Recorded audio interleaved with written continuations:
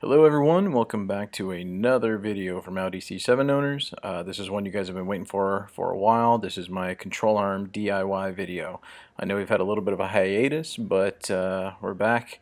I'm going to do this, and I also filmed how to install lowering springs, but I'm going to make a separate video for that. But this first clip here is just showing all the tools I had out that I used, some stuff you're going to need, everything from socket wrenches, a pass-through socket wrench, all that stuff. We'll get into it here in the video. You definitely need a light, and then probably the most important piece of equipment is that right there, a foam pad for your knees.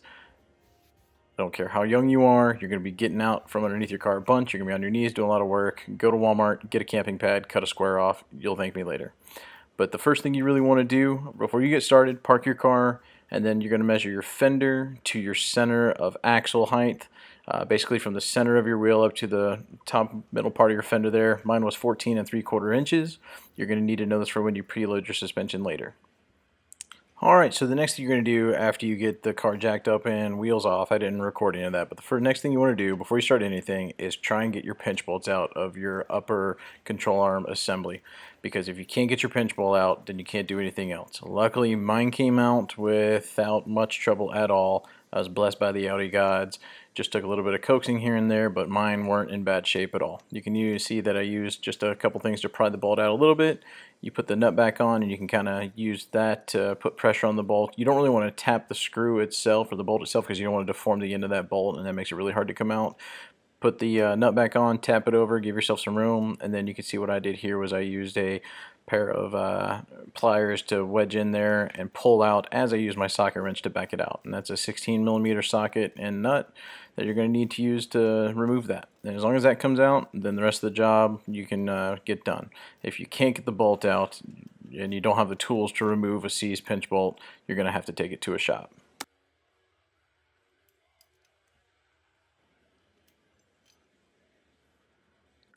Alright, so the next step is going to be starting to unbolt things from your strut assembly.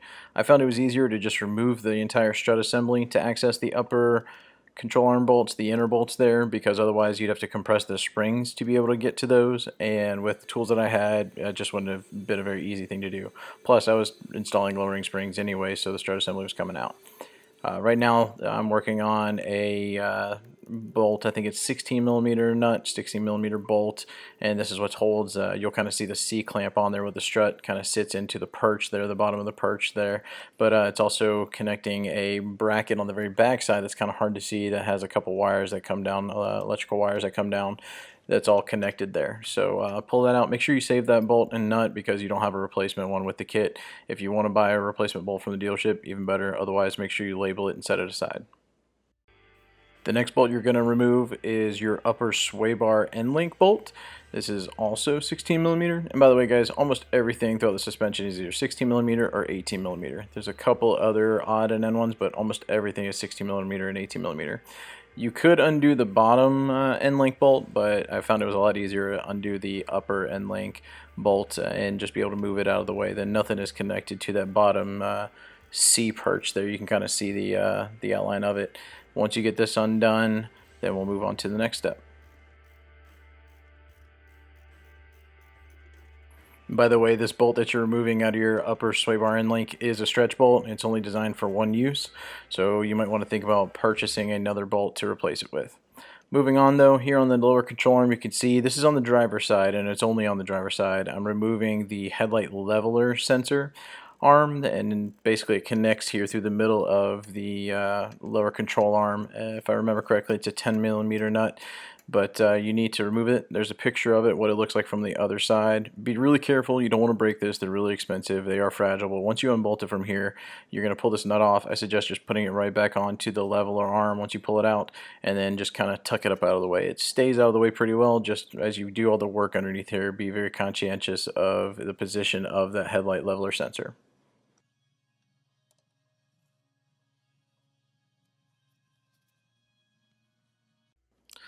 After that, you're going to move to the bottom here to your lower control arm. This is your front lower control arm, and you're going to start unbolting the three sections here.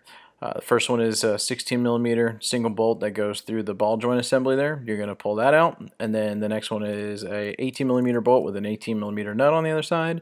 And then the very last ones that are far left there in the picture, that is an M12 triple square bolt, and on the other side an 18 millimeter nut.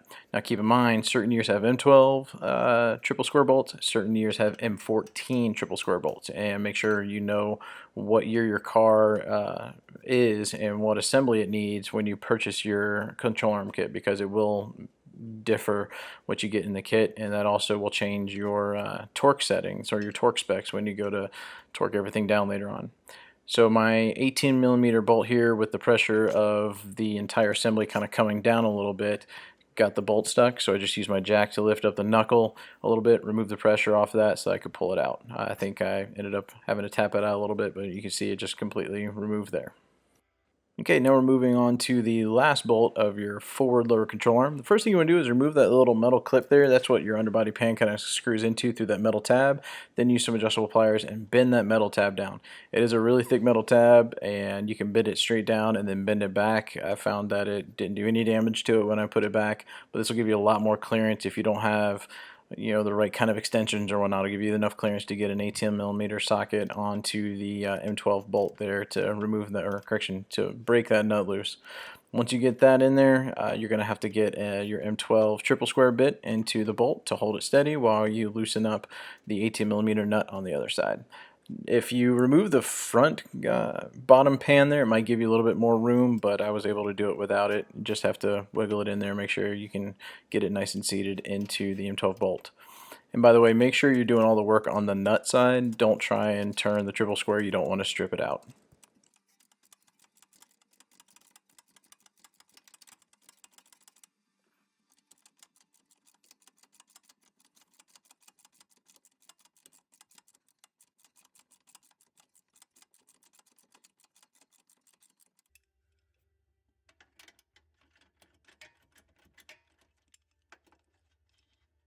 All right, once you've gotten the 18 millimeter nut off of the M12 bolt, you're going to need to obviously remove the bolt. I found that both sides, these were a little bit tricky to remove. They just had a good amount of resistance, so I used a hammer to tap the bolt out as far as I could until it got flush. Just be careful what you're hitting on there. You can see some electrical wires. You got to take care not to damage anything like that. And then on the other side, you can see that the head of the M12 bolt is pretty large, and it's hitting your tie rod end boot there. As you can see in the video there, I'm actually turning the vehicle to stretch that tie rod boot out, and that makes it a little bit easier to get this M12 bolt out. I'm using a punch set to push it through as far as I can. You can see it's still starting to get a little stuck on the boot.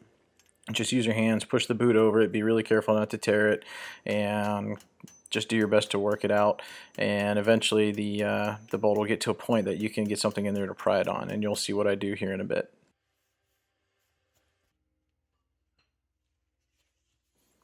Okay, once you get your M12 bolt out as far as you can, if it doesn't just freely come out for you, here's what I did. I took two hammers, I put one up against the control arm so that I could get good leverage with the other hammer, and I put it on the back of that M12 bolt, and I just popped it out. This worked for me on both sides. It actually worked really, really well, and I was able to move forward with the rest of the job.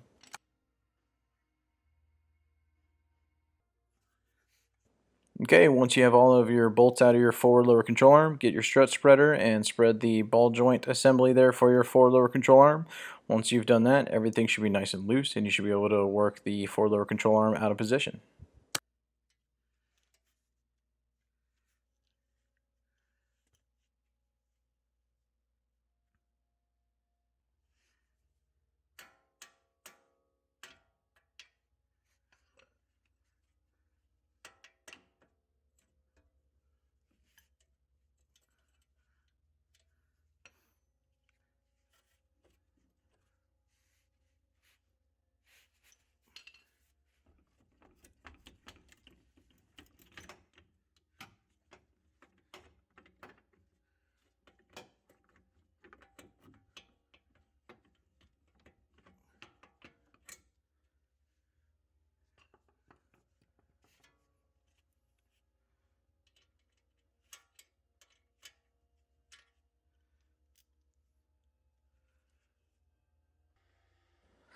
After you've removed your forward lower control arm, you can go back to your strut assembly, go back to that 18 millimeter bolt, or it might have been 16 millimeter, either way, the strut assembly bolt there. Put your strut spreader into your shock assembly strut mount there, and you're going to open that up, and once you do, that C-perch is going to immediately start to fall, and you can pull that out of the way. Once that's out of the way, we can work on removing the actual strut assembly.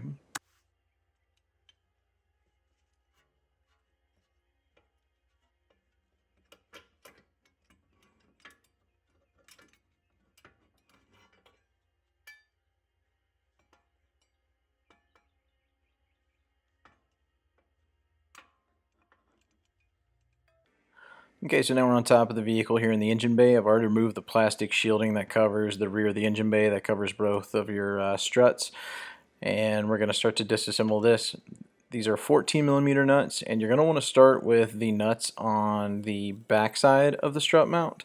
These are harder to get to, so you want to go ahead and just remove those. That way you can use the easier bolts there, or correction, the easier nuts to remove as you're holding on to the strut assembly when you actually pull it out of the car. So do all three, leave the easiest one as the last one, and just back that nut almost to where it's all the way off, but still holding the strut assembly in.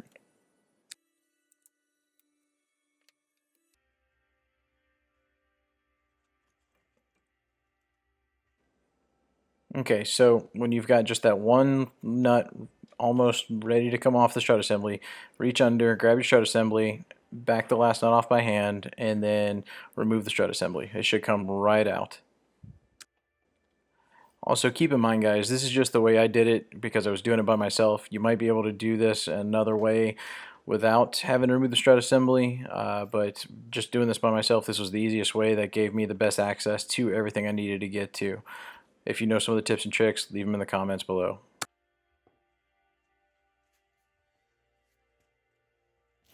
Alright, so here we are back to the upper control arms. So your upper control arms sit into that knuckle via it's a ball joint assembly there. You can use a pickle fork like this to try and remove them, and they may or may not come out, depends on how corroded they are. Mine were actually not too easy. They did not want to come out. You can maybe use a really big mallet to try and knock them out, but luckily I had an actual ball joint separator kit that was sent to me by EWK Tools. This is one of the ones that I'm using here, and basically this is just a clamp that goes onto the knuckle, and you dial this screw up through the hole, and you just tighten it up, and it eventually just pushes the control arm ball joints out of the knuckle. It's super simple. All it takes is time. It's not difficult at all. It's safe for the knuckle, because what you don't want to do is pry on this knuckle. You don't want to stick anything in there and try and wedge it open, because you will break that knuckle, and if you break that knuckle, you're going to have a bad time. You're going to have to go source an entire new knuckle, and you just don't want to deal with that. So you can rent these tools from places like Advanced Auto Parts, but EWK Tools, you can buy their stuff online. You know, if you have a car club or something, everybody pitches in, has one for the entire group. But here's a close-up of the upper control arm knuckle where the ball joints sit into it, and you can see just how dirty it is. You can see all the corrosion, you can see the debris, and if I were you, I would go ahead and take some time to clean this, and you'll see me here in a little bit cleaning mine. I used a steel wire brush, some brake clean, and then to get into the actual holes of where the ball joints seat in there, as well as going through the entire pass-through hole that the pinch bolt goes through, I went to my gun cleaning kit and I picked up a brass brush. I think I used my 9mm size bore brush, and I got an extension, and I just used that to clean everything up. When it comes to cleaning the inside of the holes, including the pass-through bolt for the pinch bolt, you don't want to use anything really obtrusive. You don't want to use a crazy file. Use brass if you've got it. Just be really easy, because you don't want to take metal away. You just want to clean off the corrosion in the dirt.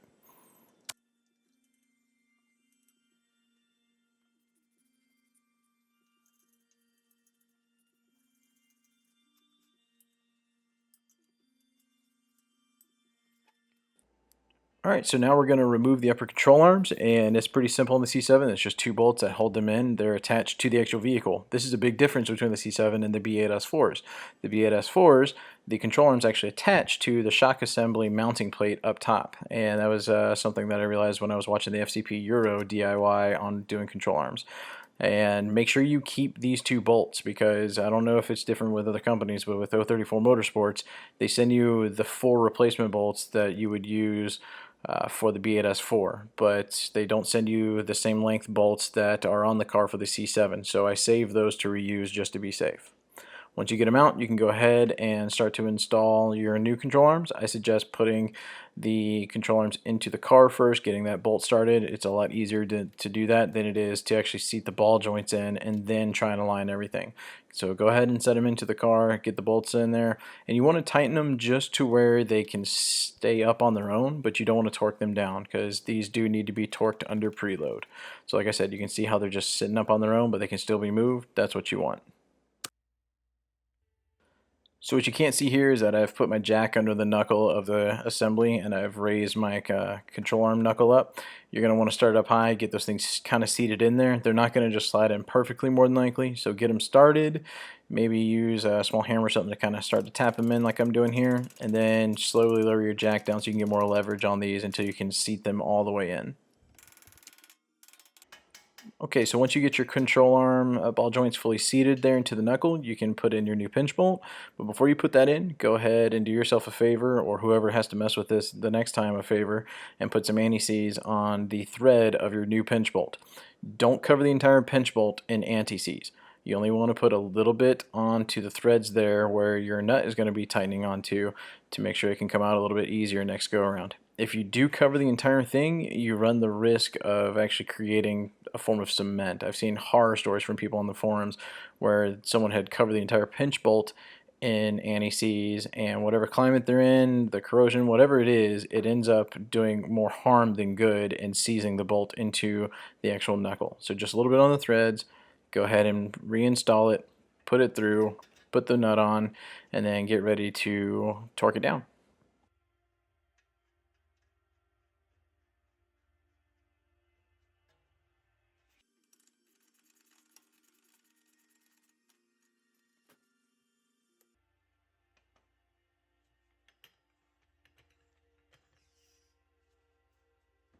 Okay, so remember in the beginning we measured our fender to center of wheel height. Mine was 14 3/4. If you're not changing your suspension at all, other than installing your control arms, then you want to jack that assembly up to where it matches that height. Me, I was installing H&R lowering springs, so I jacked it up even a little bit higher. I went to about 14 inches because I know that the H&R lowering springs will bring that height down to about 14 inches, or we'll bring it back down to about 3/4 inches less, so about 14 inches flat. So once you preload the suspension, you can go ahead and tighten and torque everything down. And it's important that you preload, because if you don't preload the suspension when you're doing all of your final torque settings, then it's going to cause premature wear on all of the bushings that you've just spent a lot of money on and a lot of time on in installing. Alright, the torque settings for these, the inner upper control arms, the ones I'm working on right now, those are 50 newton meters plus a 90-degree turn, or 37 foot-pounds roughly. And then your pinch bolt is going to be a 40 newton meter torque setting, or 29.5 foot-pounds.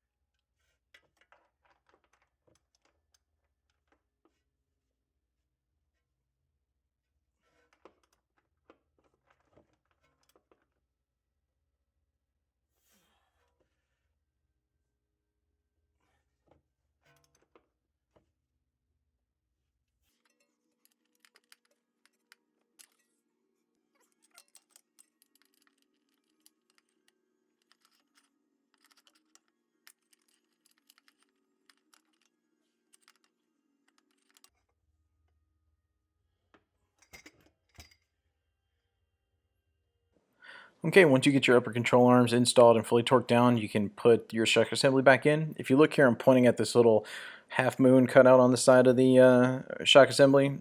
I just like to match things up how they came out. So if you go back inside, it's kind of hard to see with the light, but you can actually see the outline there of where that half moon assembly went in. That's how you know how to align it back up to where it was when it came out. But once you get that ready, you want to get your shock assembly, put it back in there, get everything lined up, and then once you get the holes lined up and push the mounting bracket through, you can use one of those 14mm nuts you took off earlier, start on one of the threads to hold it up, and then you can go back up there and tighten it down. And once again, here we are, and you want to start with one of the easier ones. Make sure you get those on there, get it tightened down, and then while it's still loose though, you still have room to play with it, go ahead and get those nuts on the back bolts are there, because it is kind of tight there, and if you tighten the front ones all the way down super tight, you won't be able to get those rear ones on. So make sure you have some wiggle room to get those rear nuts on, and then tighten them all down by hand, and we'll talk about torquing it in a little bit.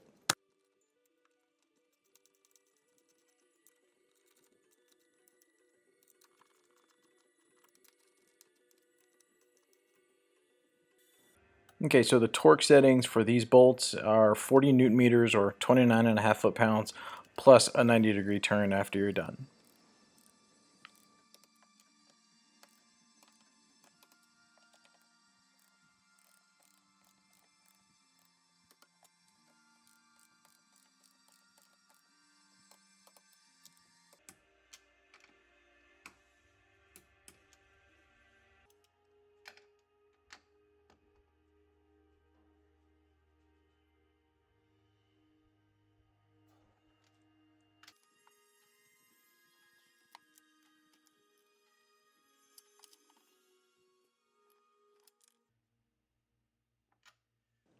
So another good thing to do while you already have all this open is to check your strut tower mount brace there. That's the silver piece.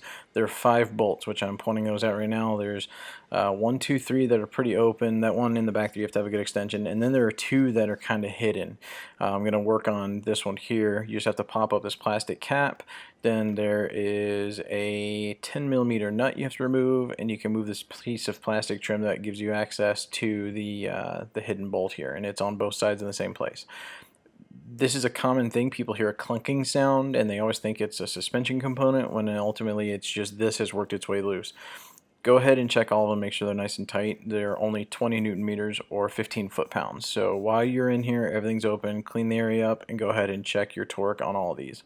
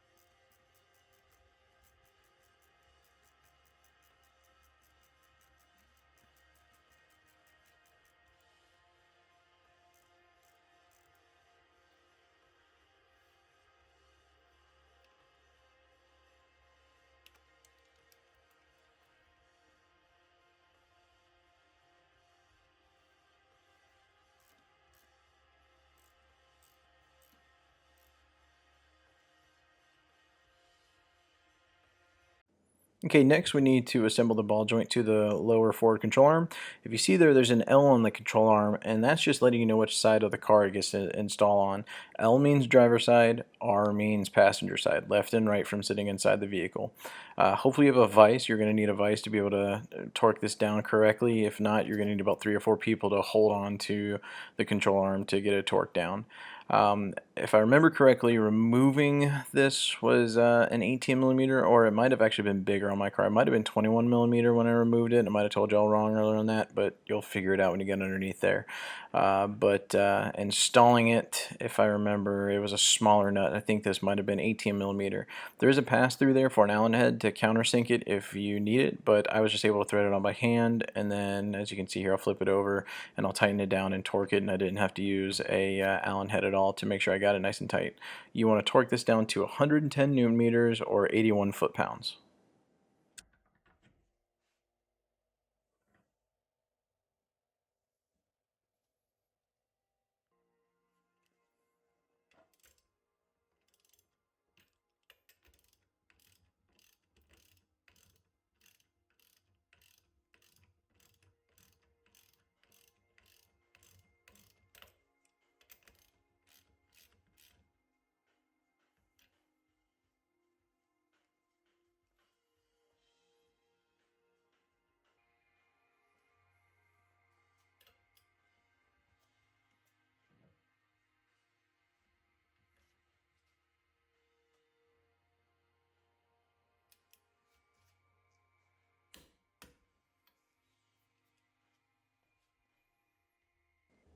Before you install your lower control arm, you want to make sure you get your strut assembly fully installed. So you want to get this perch back onto the bottom of your strut assembly. So get your strut spreader and go ahead and put it into the perch. That way you can easily get it back onto the strut assembly.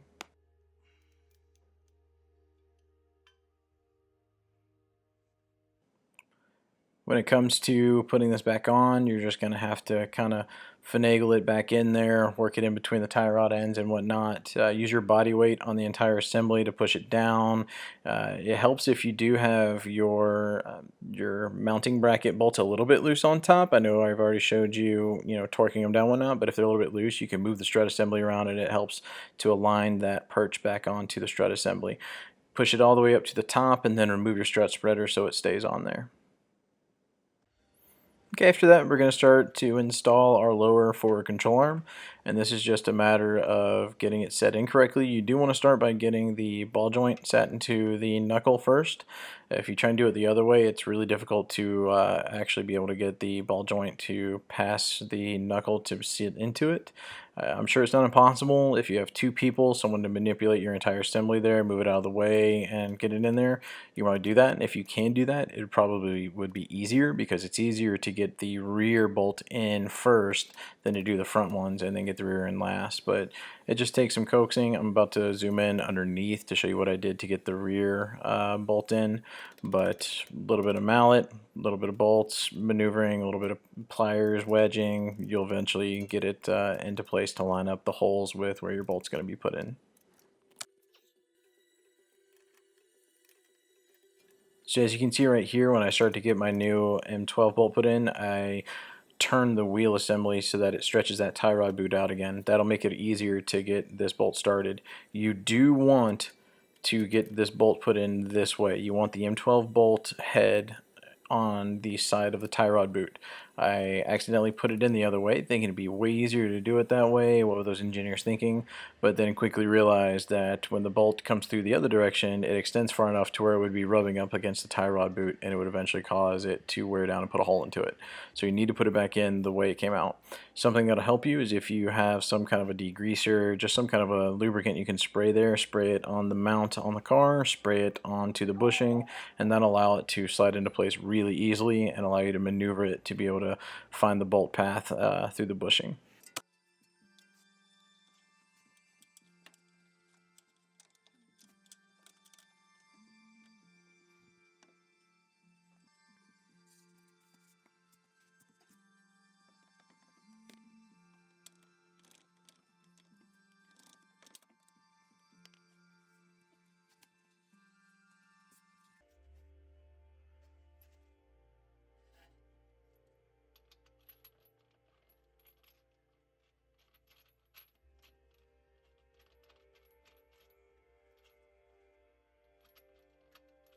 So once again, just with the other control arms that you're replacing, anything that has a bushing, once you get the bolt through and you get the nut on it, you want to tighten it up just to where it's tight but not torqued, because you are going to have to preload the suspension before you torque these down as well. Otherwise it'll once again cause premature wear on the bushings.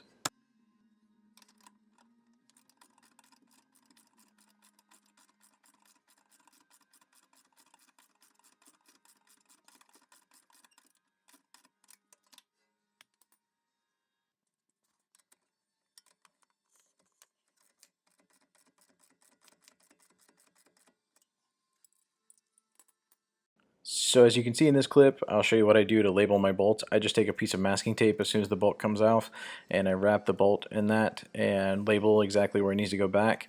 That was my upper sway bar end link bolt, which I know it's a stretch bolt. It's a one-time use bolt. I'll be replacing mine later on. I just forgot to get a new one. So I was reusing it for this job. You can see there I'm using a jack to lift the assembly to properly align the perch with the actual sway bar end link and make sure I can get that bolt threaded through. And once again, you're just going to tighten it up. You don't want to torque this down until you preload it.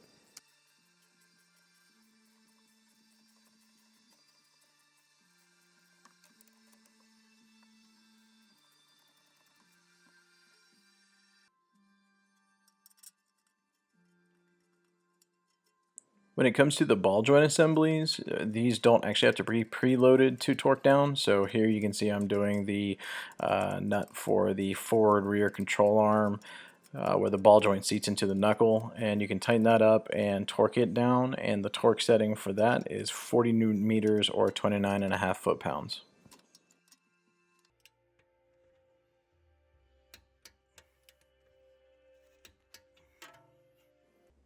Alright, so now we're going to be removing the rearward lower control arm.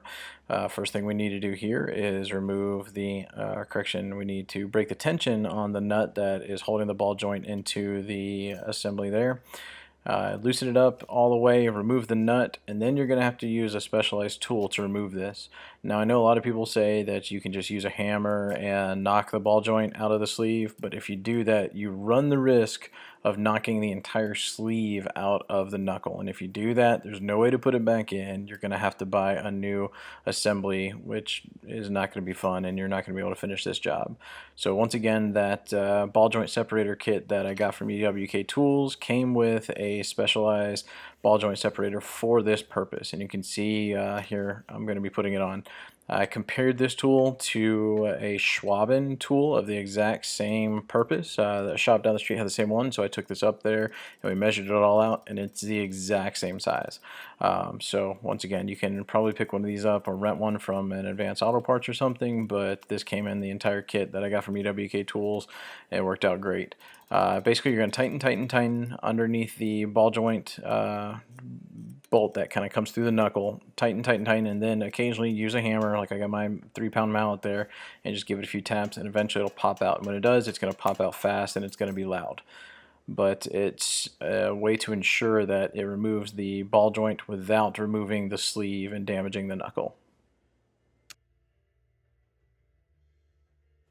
Alright, the next step in removing your rearward lower control arm is to remove the heat shielding that surrounds it. If you can see there on the right side of the control arm, there's not a lot of space to get to the 18mm bolt and nut.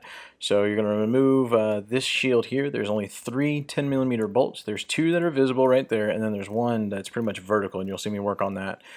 Removing this heat shield alone won't give you perfect access. There's an additional heat shield that this is connecting to, and I am sure there is a way to properly remove it and move it out of the way.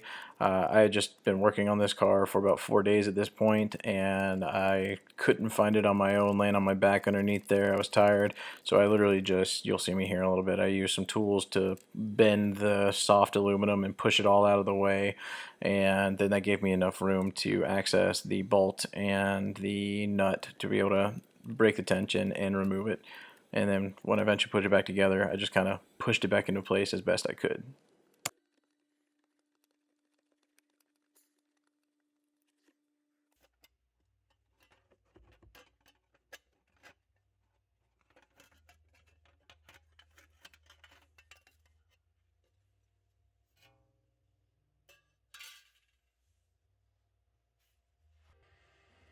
I did end up removing one more 10mm bolt or nut here on the other heat shield. I just removed it. It's just inside it. You can't really see it, but it's a up and down bolt that's connected to the car that the nut sits on. I removed it so that I could lift this up. You'll see me kind of lift it up and push it out of the way as best I can, but still ultimately ended up bending this heat shield to hell and back to make sure I had enough room to remove the control arm.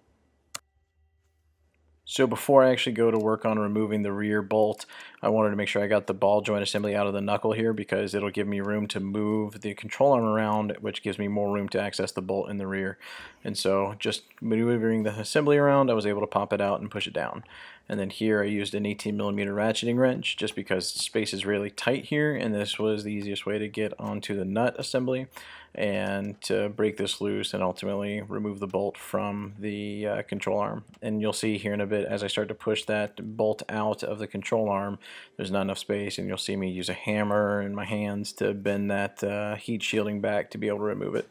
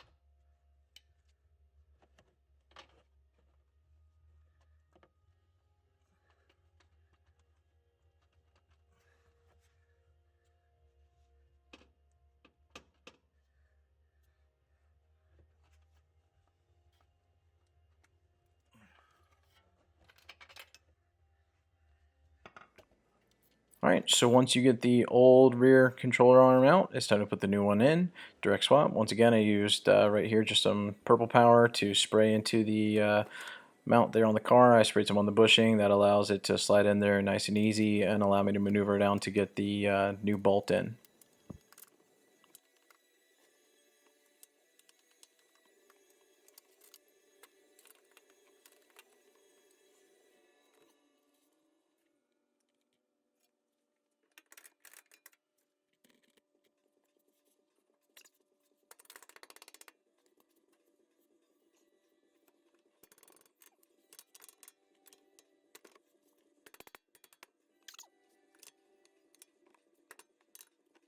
So now that I have the rearward bolt installed, it's not tightened, obviously you can see the controller hanging down.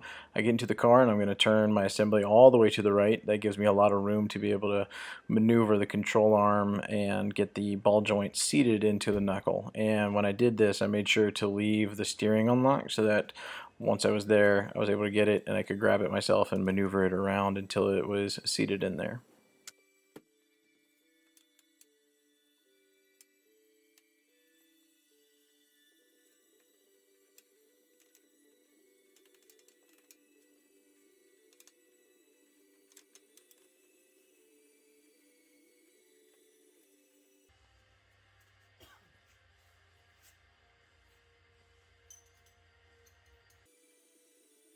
Just like with our other bushings that we've been tightening, we're going to only tighten up the bolts or the nut to the bolt that holds the rearward lower control arm just to get it good and tight, not actually torque down. That needs to be under preload, but also the front joint, ball joint assembly that goes into the actual knuckle there, you'll be able to torque that down without preload because you don't need to worry about it being damaged if you torque it without preload.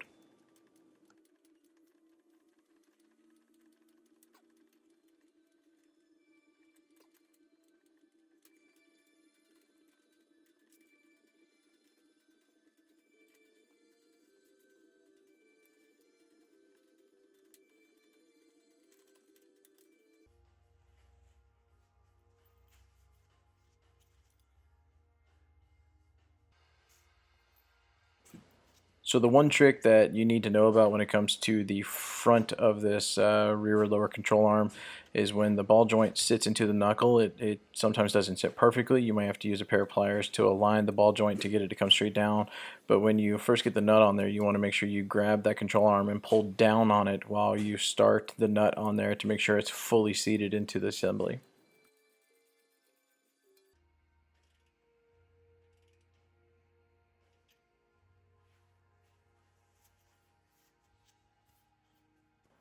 So for this car, the torque setting for this ball joint on the rear lower control arm is 120 newton meters or 89 foot-pounds. If you have the M14 kit, then it's 140 newton meters or 103 foot-pounds. Okay, so now we need to torque everything down with preload that hasn't been done for the lower control arms. So once again, jack up your wheel assembly until you get the correct fender to center of wheel height that you measured out earlier. And starting with the rear lower control arm, that inner bolt, that is going to be 70 newton meters plus a 180-degree turn. That's also 52 foot-pounds. And by the way, if you're doing this on jack stands, you just might not have the room and the ability to get in there and get a perfect torque on this. And you know, not everybody's perfect. Understand this. Just get it as tight as you can. This is a bushing that needs to be really, really tight.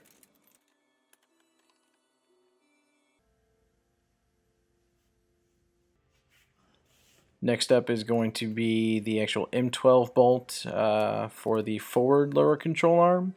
And for that one, it's also going to be 70 newton meters plus 180 degree turn, or once again, 52 foot-pounds plus the 180 degrees.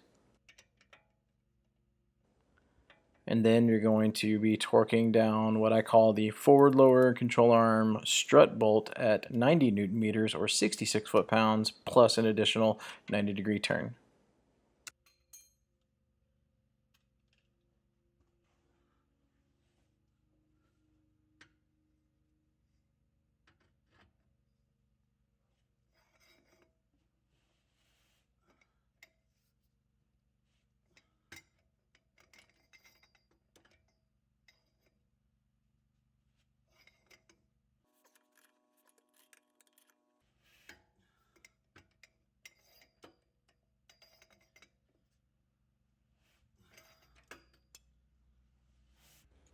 Okay, now we're going to be reattaching the bolt. Once again, you can see my masking tape there that I put on there to help me remember what goes where. We're going to be reattaching the shock assembly bolt there that connects it to the perch. Don't forget to attach that mounting bracket for those wires that are running in the back there. You want to get that all put in there, and then that's going to be 40 Newton meters or 29.5 foot-pounds. And if you want to put that 90-degree turn on there just to make sure it's good and tight, I think that's probably not a bad idea for good measure as well.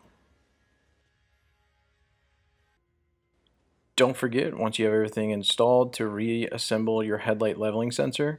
There should be a hole in the middle of your new control arm. Just take that 10mm nut off, put it through, and then tighten it up. There's no torque settings for this, or I didn't see any, I should say. Just make sure it's good and tight, but do not over tighten it. You don't want to break it. And then the last thing you need to torque down under preload is your sway bar and link, the upper bolt for that connects to the shock assembly, and that's also 40 Newton meters or 29.5 foot-pounds.